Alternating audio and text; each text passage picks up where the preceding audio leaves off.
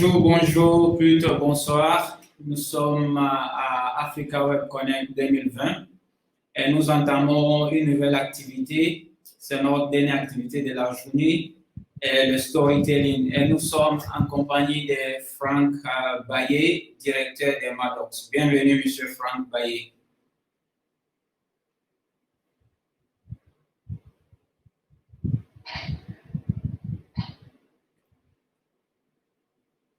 OK. Lance le compte, le temps que Franck Baillet se connecte. Bonjour, vous m'entendez? Oui, je vous entends, M. Franck Baillet. Bonne arrivée. Merci. Merci. Comme je le disais, nous sommes à Africa Connect 2020. Merci de nous rejoindre. Je vais juste commencer par vous introduire. Vous êtes un titulaire de DESF et après plusieurs expériences entrepreneuriales, vous, Franck Baillet, avez créé en 2010 Maddox. C'est une agence digitale dont vous êtes aujourd'hui le directeur.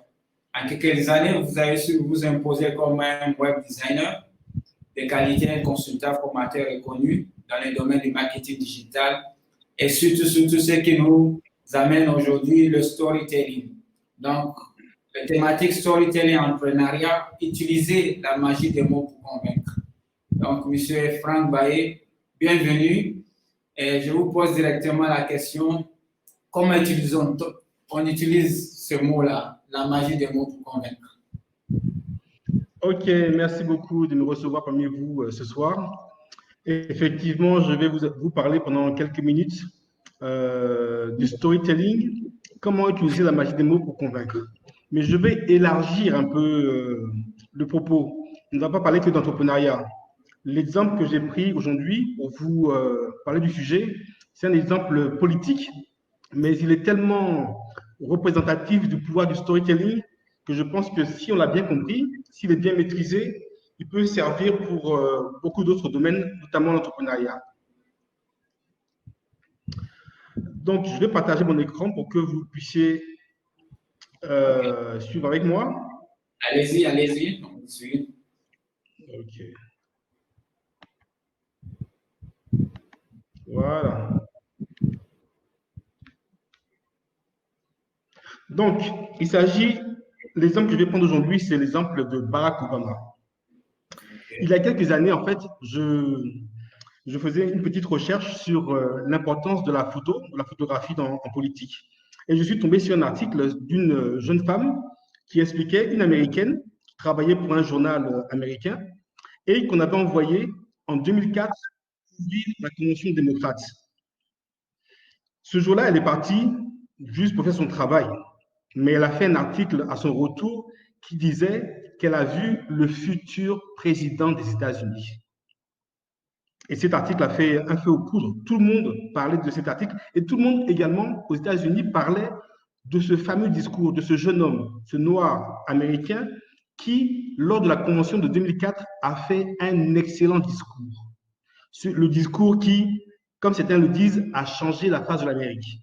Le discours qui a fait d'Obama président. Il faut bien comprendre le contexte. Nous sommes en 2004.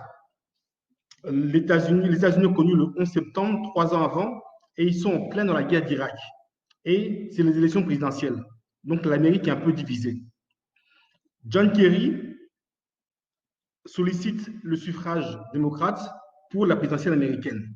Il fait donc une convention. Une convention, en fait, aux États-Unis, on invite plusieurs speakers, des figures montantes du parti, des figures importantes du parti, et ils expriment leur soutien aux candidats.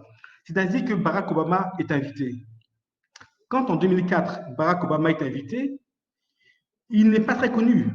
C'est même un inconnu. Il est juste sénateur d'un petit État. Mais ce n'est pas vraiment une figure politique de premier ordre. Mais malgré ça, il est invité, il prend la parole et il fait un discours en 16 minutes qui change le visage de l'Amérique. Comment s'y est-il pris? Qu'a-t-il dit? Par où il est passé? Qu'est-ce qu'il a utilisé comme technique, etc. On va y revenir plus tard.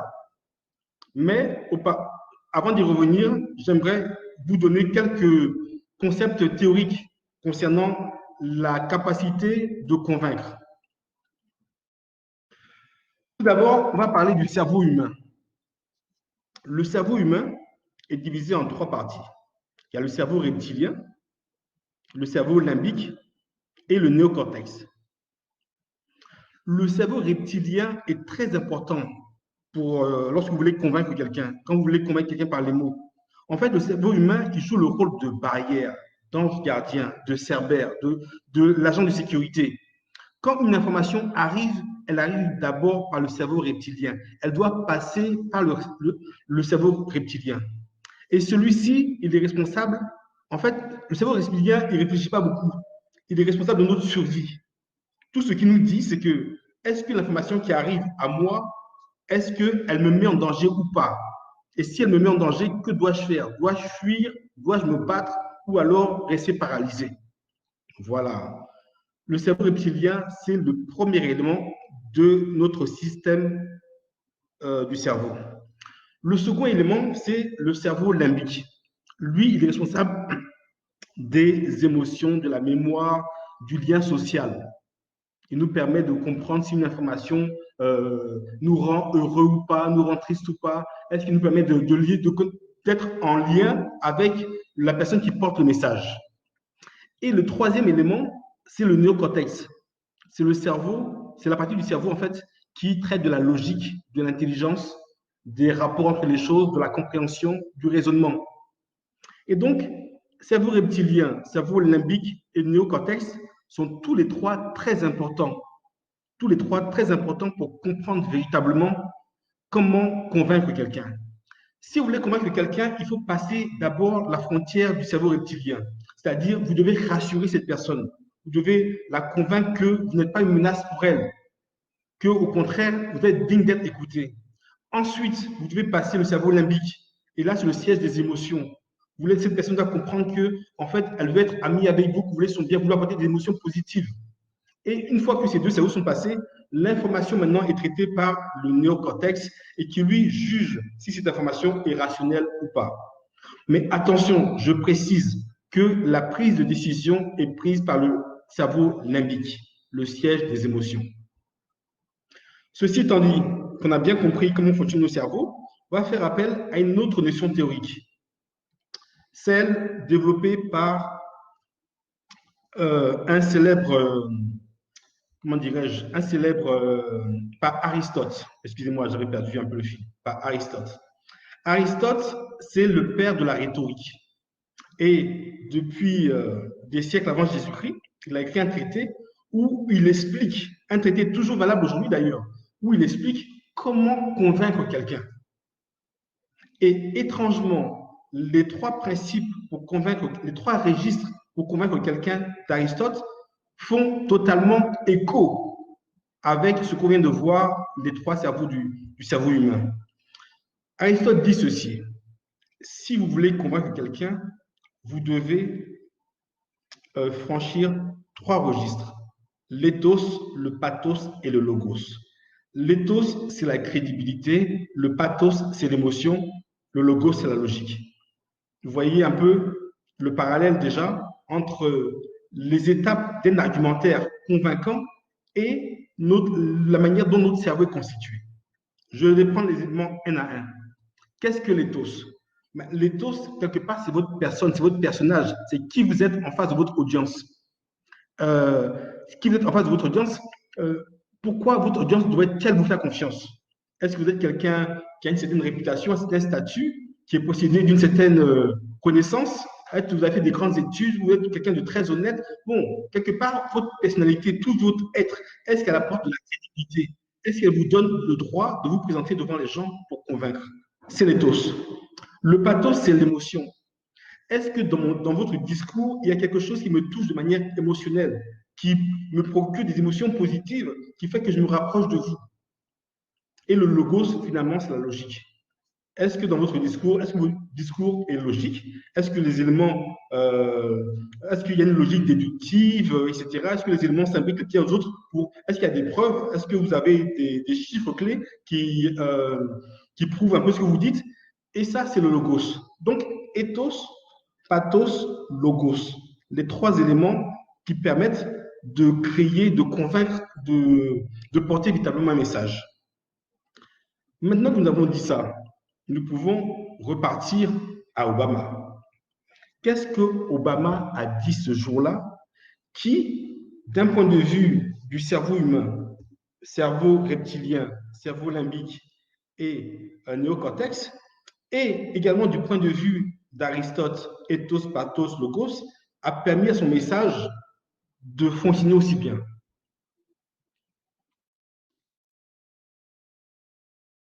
Vous m'écoutez tous, hein? Tout le monde est là. Hein? Allez-y, nous vous suivons. C'est pas facile de parler comme ça sur les conférences, mais nous vous suivons, comme vous avez dit dans le discours, vraiment 16 minutes pour changer l'Amérique. Vous avez commencé par les concepts théoriques, que le cerveau est divisé en trois, comme vous avez dit, reptilien, limbique et cortex, que vous avez fait en comparaison avec le père de la rhétorique Aristote, où vous avez dit que l'éthos, c'est de la crédibilité devant qui vous êtes devant la personne. Pathos, c'est de l'émotion. Et logos, le logique, voilà. Qu'est-ce que vous avez comme preuve, les chiffres, tout cela. Donc, vous avez fait le parallèle entre le cerveau humain, les trois parties, et les trois registres affranchis qu'Aristote a dit pour qu'on puisse convaincre quelqu'un. Donc, nous revenons maintenant au discours de Barack Obama. On vous écoute pour voir où nous sommes. Ok, je vois que vous avez très très bien suivi. Et donc, nous sommes de retour au discours de Barack Obama, dont je vous donne quelques aperçus.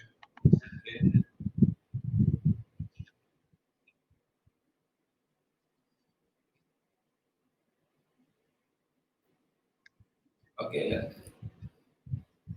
L'image est figée là. Je crois qu'on attend.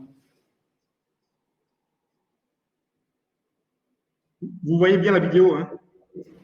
On voit l'image pour l'instant. Ok. D'accord.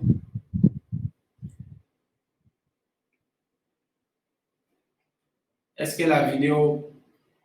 Vous voyez la vidéo? Oui.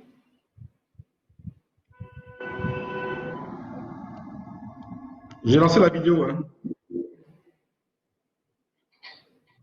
On ne voit pas la vidéo, on voit juste l'image. On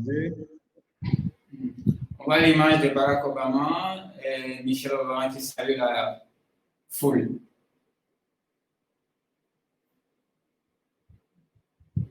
Ok.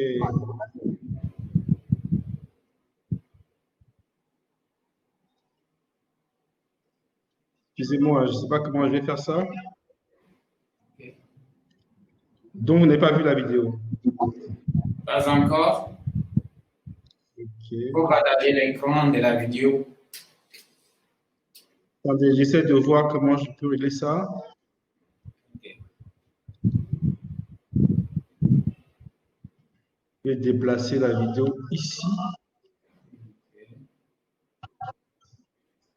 Et là, vous voyez? Yunus.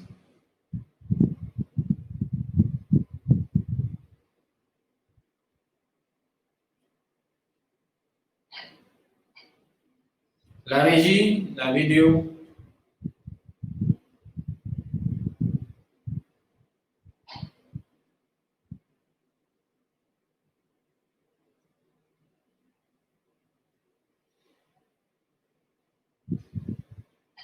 Pardon? Okay.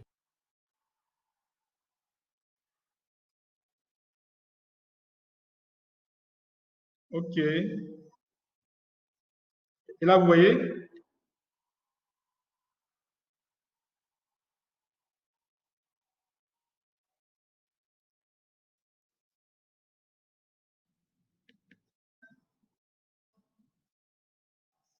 Bon, a priori, ça devrait être bon, hein?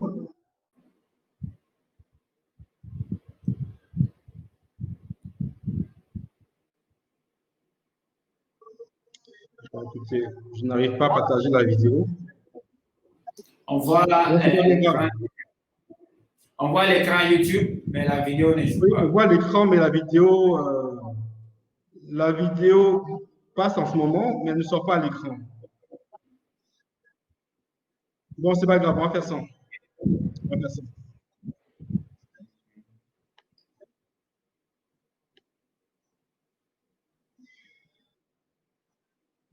Excusez-moi. Hein. D'accord, vous pouvez envoyer le lien dans la messagerie, le chat privé, et puis nous allons prendre un compte.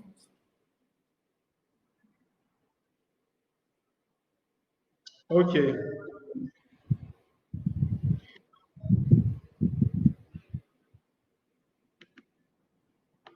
Désolé. Bon, je reviens, c'est pas grave, je vais vous expliquer quand même. Okay. On va essayer de faire ça dans la vidéo. Vous pouvez envoyer le lien en chat privé. Ah, d'accord, OK. Là, on le prend là. D'accord, je copie le lien. Je vous l'envoie au chat. Le voici. D'accord, bon, je vais aller sans le lien. Qu'est-ce qu'a dit Obama lors de ce fameux discours qui lui a ouvert 4 ans plus tard les portes de la présidentielle américaine? Tout simplement, il a utilisé son arme fatale, le storytelling. Premièrement, les 3 premières minutes, il commence à se présenter. Il dit qui il est. Il se présente, il donne son nom, ses origines, et là, en fait, il essaye de passer la première étape du cerveau reptilien, rassurant tout le monde. Ensuite, il commence à parler de ses parents, de son grand-père kenyan, de sa mère, etc., et de tout ce qu'ils ont fait pour lui.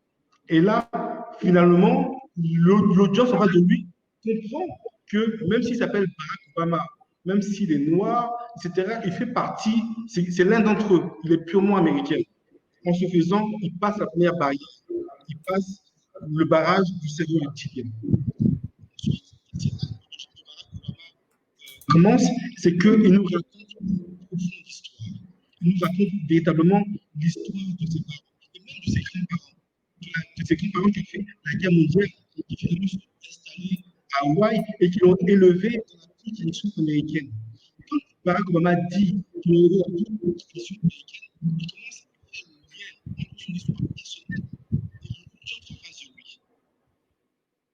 Et ça fonctionne, c'est là que la salle commence à applaudir.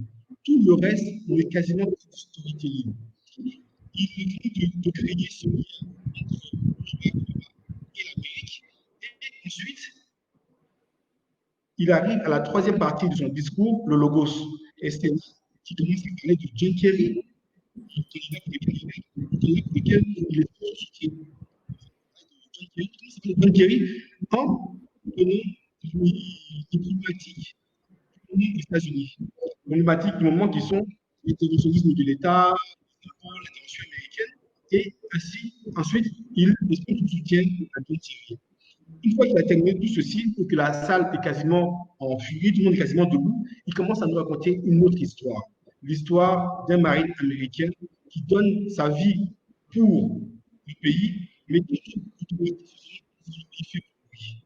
Et c'est là qu'il décline en même temps le programme de John Kerry. Voici ce que John Kerry fait les États-Unis. Et il termine de manière triomphale son discours avec, bien sûr, toute une série de punchlines. Il termine avec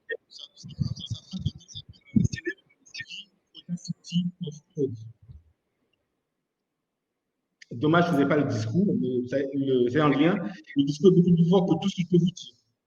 Tout ceci, voici quelqu'un qui était peu connu et qui, en quelques minutes, arrive à convaincre pas seulement l'auditoire, mais l'Amérique tout entière qu'il est ce discours-là le conduit aux portes de la Maison Blanche. Et son âme principale, c'est le storytelling. Dans les 3 éléments dont je vous ai parlé, le lethos, le pathos et le logos, c'est le pathos parce que c'est elle qui pousse à la vie. Autant l'ethos donne de la crédibilité. C'est important pour la logique du message, autant c'est l'émotionnel. Nous avons vu les trois cerveaux. Le cerveau reptilien, le cerveau néocortex, lui, c'est plutôt le cerveau.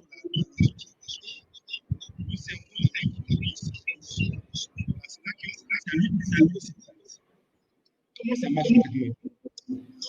Monsieur Kambaye, excusez-moi, merci, mais on va revenir un peu sur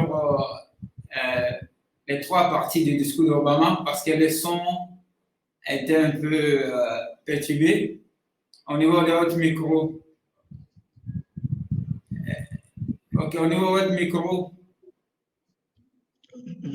Mon micro, je le coupe?